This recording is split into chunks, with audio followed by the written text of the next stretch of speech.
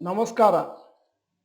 ಇವತ್ತಿನ ವಿಡಿಯೋ ಮಾರುಕಟ್ಟೆ ಜಾರು ಬಂಡಿಯಲ್ಲಿ ಸೋಮವಾರವೂ ಕೆಳಕ್ಕೆ ಕ್ವಶನ್ ಮಾರ್ಕ್ ಹಾಕಿದ್ದೇನೆ. ಗ್ಲೋಬಲ್ ಸ್ಟಾಕ್ ಮಾರ್ಕೆಟ್ ಕಳೆದ 2 ದಿನಗಳಿಂದ ಭಾರೀ ಕ್ರ್ಯಾಶ್ ಆಗಿದೆ. US ಫೆಡರಲ್ ರಿಸರ್ವ್ ಮತ್ತು bank of England interest rate ಅನ್ನು ಜಾಸ್ತಿ ಮಾಡಿದ್ದರಿಂದ ಬಹಳಷ್ಟು ಗ್ಲೋಬಲ್ ಸೂಚ್ಯಂಕಗಳು ಅಮೆರಿಕ ಮತ್ತು ಯುರೋಪ್ನಲ್ಲಿ 2 ವರ್ಷದ ಕೆಳಗೆ ಏನು ಲೆವೆಲ್ ಇತ್ತೋ ಆ ಲೆವೆಲಿಗೆ ಬಂದು ತಲುಪಿದೆ. ಉದಾಹರಣೆಗಳನ್ನು ನಿಮ್ಮ ಮುಂದೆ ನಾನು ಗ್ರಾಫ್ನಲ್ಲಿ ಇಡ್ತಾ ಇದ್ದೇನೆ. ನ್ಯಾಸ್ಡ್ಯಾಕ್ 2 ವರ್ಷದ ಲೆವೆಲಿಗೆ ಬಂದ್ಬಿಟ್ಟಿದೆ. ಜರ್ಮನ್ ಡ್ಯಾಕ್ಸ್ 2 ವರ್ಷದ ಲೆವೆಲಿಗಿಂತ ಸ್ವಲ್ಪ ಕೆಳಗಿದೆ. ಹ್ಯಾಂಗ್ ಸೆಂಗ್ ಹಾಂಗ್ಕಾಂಗ್ 2 ವರ್ಷದ ಲೆವೆಲಿಗಿಂತ ಈಗ ಮತ್ತೆ ಕೆಳಗೆ ಹೋಗಿದೆ. ನಿಖೆ 2 ವರ್ಷದ ಲೆವೆಲಿಗಿಂತ ಸ್ವಲ್ಪ ಮೇಲೆ ಇದೆ. ನಿಫ್ಟಿ 50 ನೋಡಿ ಆಶ್ಚರ್ಯ ಕಾದಿದೆ. 2 ವರ್ಷದ ಲೆವೆಲಿಗಿಂತ ಸಿಗ್ನಿಫಿಕೆಂಟ್ಲಿ ಮೇಲೆ ಇದೆ. ಈಗ ನಾನು ಕಂಪ್ಯಾರಿಸನ್ ಆಫ್ ರಿಟರ್ನ್ಸ್ ಮಾಡ್ತಾ ಇದ್ದೇನೆ ಬೇರೆ ಬೇರೆ ದೇಶದ ಸೂಚ್ಯಂಕಗಳದ್ದು. ನ್ಯಾಸ್ಡ್ಯಾಕ್ US 1 ವರ್ಷದ ಟೋಟಲ್ ರಿಟರ್ನ್ಸ್ -28, 2 ವರ್ಷದ ಟೋಟಲ್ ರಿಟರ್ನ್ಸ್ ಕ್ಯಾಲ್ಕುಲೇಷನ್ ಮಾಡಿದ್ರೆ +2%. ಡ್ಯಾಕ್ಸು ಜರ್ಮನಿ -21, -3.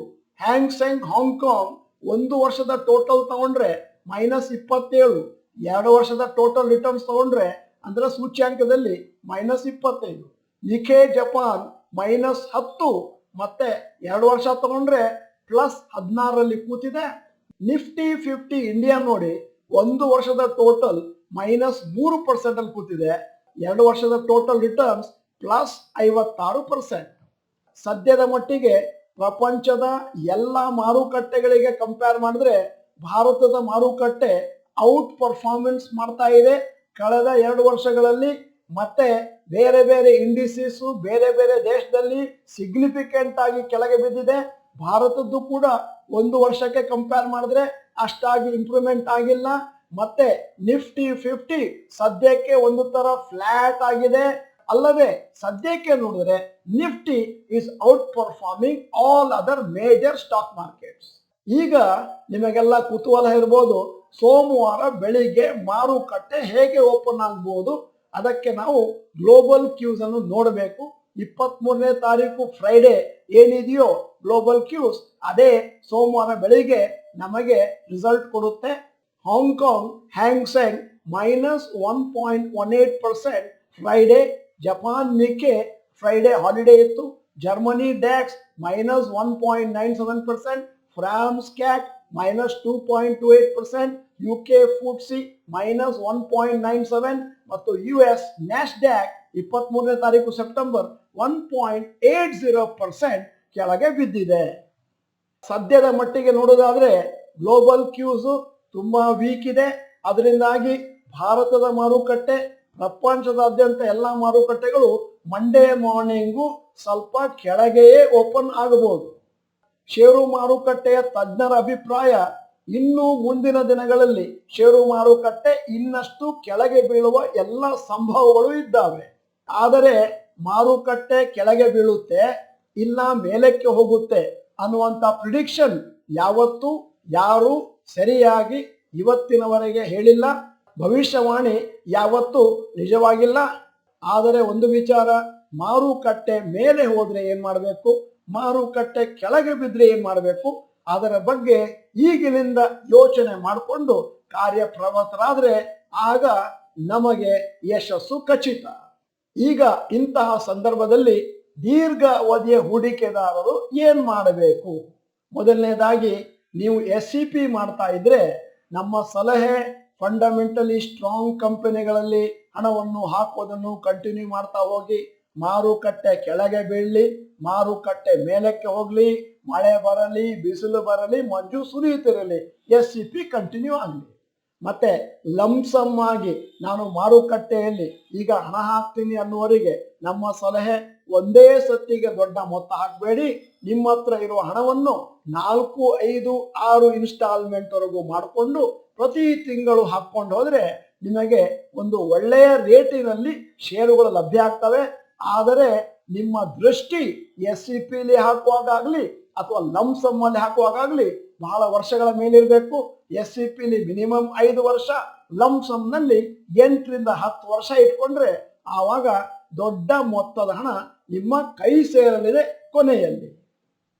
ಈ ರೀತಿ ಮಾರುಕಟ್ಟೆ ಕೆಳಗೆ ಬೀಳ್ತಾ ಇರುವ ಸಂದರ್ಭದಲ್ಲಿ ಯಾವುದು ಲೋಯೆಸ್ಟ್ ಪಾಯಿಂಟ್ ಅಂತ ಯಾರಿಗೂ ಗೊತ್ತಿಲ್ಲ. ಯಾಕಂದ್ರೆ ಬಹಳ ಜನ ಕೈಯಲ್ಲಿ ದುಡ್ಡು ಇಟ್ಕೊಂಡು ಕಾಯ್ತಾ ಇರ್ತಾರೆ ಅಥವಾ SCPನ ಪೋಸ್ಟ್ಪೋನ್ ಮಾಡ್ತಾರೆ. ಮಾರುಕಟ್ಟೆ ತುಂಬಾ ಕೆಳಗೆ ಬಂದ್ಮೇಲೆ ಹಾಕ್ತೇನೆ ಅಂತ ಸಡನ್ ಆಗಿ ಮಾರುಕಟ್ಟೆ ಮೇಲೆ ಹೋಗ್ಲಿಕ್ಕೆ ಪ್ರಾರಂಭ ಆಗುತ್ತೆ. ಆದ್ದರಿಂದ ನಿಮ್ಮದೇ ಆದಂತ ಸ್ಟ್ರಾಟಜಿ ನಿಮ್ಮ ಹತ್ರ ಇರಲಿ. ಹೀಗೆ ನೀವು SCPಲಿ ಮತ್ತು ಲಂಸಮ್ನಲ್ಲಿ ನಾನು ಹೇಳಿದ ಹಾಗೆ ಮುಂದುವರಿಸಿದ್ರೆ ಮುಂದೆ ಲಾಂಗ್ ಟರ್ಮ್ ನಲ್ಲಿ ನಿಮಗೆ ಪಶ್ಚಾತ್ತಾಪ ಇರುವುದಿಲ್ಲ. ಈಗ ಮುಂದಿನ ಕುತೂಹಲ, ಈ ಸಮಯದಲ್ಲಿ ಮಾರುಕಟ್ಟೆ ಬೀಳ್ತಾ ಇರಬೇಕಾದ್ರೆ ಶಾರ್ಟ್ ಟರ್ಮ್ ಇನ್ವೆಸ್ಟರ್ಸ್ ಏನ್ ಮಾಡಬೇಕು? ಬಹಳ ಜನ ಯೋಚನೆ ಮಾಡ್ತಾರೆ, ಈಗ ಮಾರುಕಟ್ಟೆ ತುಂಬಾ ಬಿದ್ದದ್ರಿಂದ ಇದೀಗ ಕೊಳ್ಳಲು ಸಮಯ, ಇನ್ನೇನು ಮೇಲಕ್ಕೆ ಹೋದ್ಮೇಲೆ ಮಾರ್ಕೊಳ್ತೇನೆ. ಇದಕ್ಕೆ ನಾವು ಹೇಳೋದು ಗಟ್ ಫೀಲಿಂಗ್ ಅಂತ. ಷೇರು ಮಾರುಕಟ್ಟೆಯಲ್ಲಿ ಗಟ್ ಫೀಲಿಂಗ್ ನಲ್ಲಿ ಹಣ ಬರೋದಿಲ್ಲ. ಏನಿದ್ದರೂ ಕೂಡ ನೀವು ಟೆಕ್ನಿಕಲ್ ಅನಾಲಿಸಿಸ್ ಮಾಡಬೇಕು. ಅಲ್ಲಿ ಬೈ ಅಂತ ಬಂದ್ರೆ ಮಾತ್ರ ಬೈ ಮಾಡಬೇಕು, ಅಲ್ಲಿ ಸೆಲ್ ಅಂತ ಬಂದ್ರೆ ಮಾತ್ರ ಸೇಲ್ ಮಾಡಬೇಕು. ಸದ್ಯಕ್ಕೆ ನಾವು 190 ಷೇರುಗಳಲ್ಲಿ ಟೆಕ್ನಿಕಲ್ ಅನಾಲಿಸಿಸ್ ಮಾಡಿದ್ದೇವೆ. ಹೆಚ್ಚಿನ ಷೇರುಗಳು ಸದ್ಯಕ್ಕೆ ಡೋಂಟ್ ಬೈ ಮತ್ತು ಸೆಲ್ ಅಲ್ಲಿದ್ದಾವೆ. ಆದ್ದರಿಂದ ನೀವು ತಾಳ್ಮೆಯಿಂದ ಇರಬೇಕು. ಹಣವನ್ನು ಹಾಕುವ ಸಮಯ ಇದಲ್ಲ. ಈಗ ಒಂದು ಚಿಕ್ಕ ಅನೌನ್ಸ್ಮೆಂಟ್. ಇವತ್ತು 9 ಗಂಟೆಗೆ ನಮ್ಮ 2ನೇ channel stock market academy channel ಅಲ್ಲಿ ನಾವು ಒಂದು ವಿಶೇಷವಾದ ವಿಡಿಯೋ ಮಾಡಿದ್ದೇವೆ. ಅಯ್ಯೋ, ಮಾರುಕಟ್ಟೆ ತುಂಬಾ ಮೇಲೆ ಇದ್ದಾಗ ಹಣ ಹೂಡಿದ್ದೇನಲ್ಲ, ಈಗೇನು ಗತಿ? ನಮ್ಮ 2ನೇ ಚಾನಲ್ಗೆ ಲಿಂಕ್ ಬೇಕು ಅಂತಂದ್ರೆ ನಮ್ಮ ಡಿಸ್ಕ್ರಿಪ್ಷನ್ ಬಾಕ್ಸ್ ನಲ್ಲಿ ಕೆಳಗಡೆ ಸಿಗುತ್ತೆ. ಮತ್ತೆ ಅಲ್ಲಿ ಆಗಾಗ ಹೊಸ ಹೊಸ ವಿಚಾರಗಳನ್ನು ಮಾತಾಡ್ತಾ ಇರ್ತೇವೆ, ಕನ್ನಡದಲ್ಲಿ, ಇಂಗ್ಲಿಷಲ್ಲಿ. ಅದರಿಂದಾಗಿ ದಯವಿಟ್ಟು ಸಬ್ಸ್ಕ್ರೈಬ್ ಮಾಡ್ಕೊಳ್ಳೋದನ್ನು ಮರಿಬೇಡಿ.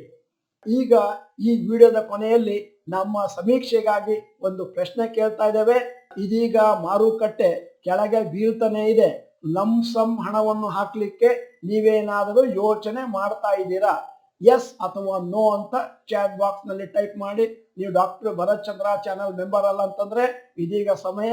ಸಬ್ಸ್ಕ್ರಿಪ್ಷನ್ ಬಟನ್, ಬೆಲ್ ಐಕಾನ್ ಒತ್ತಿ. ವಿಡಿಯೋ ಚೆನ್ನಾಗಿದ್ರೆ ಲೈಕ್ ಬಟನ್ ಒತ್ತೋದನ್ನು ಮರಿಬೇಡಿ.